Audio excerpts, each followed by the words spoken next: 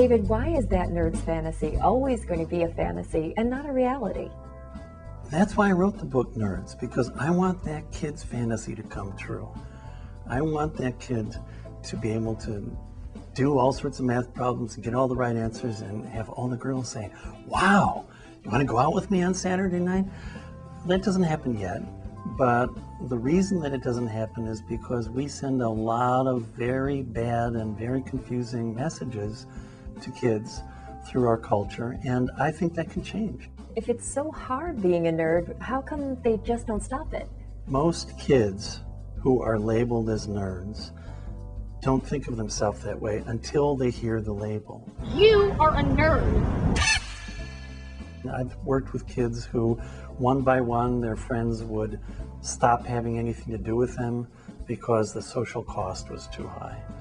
And so they gradually, especially in middle school, lose friends, they're marginalized. It's really not a good thing for kids at all. You talk about the negative effect that America's anti-nerd sentiment is having on our children and indeed our country. Can you talk a little bit about that? The last international study that was done on this that I looked at, it was from a couple of years ago, and out of 29 countries surveyed, American kids were 24th. And all these blue ribbon panels get together and they try and study, well, what's going on? Why are American kids failing in math and science in middle school? And they always talk about, the quality of teachers and class sizes. All that stuff is really, really important.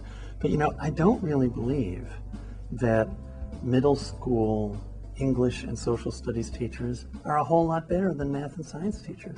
I don't believe that. What I do believe is that there's something specifically about math and science that kids feel like it is some form of social death. Let's talk about nerd envy. A certain kind of kid, like in 6th or 7th grade, part of what gets them labeled as nerdy is that they're still childish.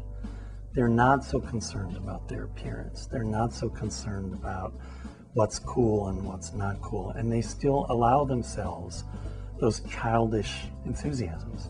Now, I think one of the reasons that they get picked on is because other kids envy that unself-consciousness, envy that childishness. It's kind of like they're saying, how come I have to worry all the time about how I look? How come I have to think all the time about what's cool and what's not? And you never think about that. So how can we change our children's perception of nerds? We send a lot of bad messages to kids about how uncool it is to be intellectual achievers, especially in science and math, and how much we have to pay attention to our appearance, and how all the things that kids are enthusiastic about have to take a back seat to coolness. And I think we can change that. That's why I want us to pay attention to these issues, and that's why I wrote the book.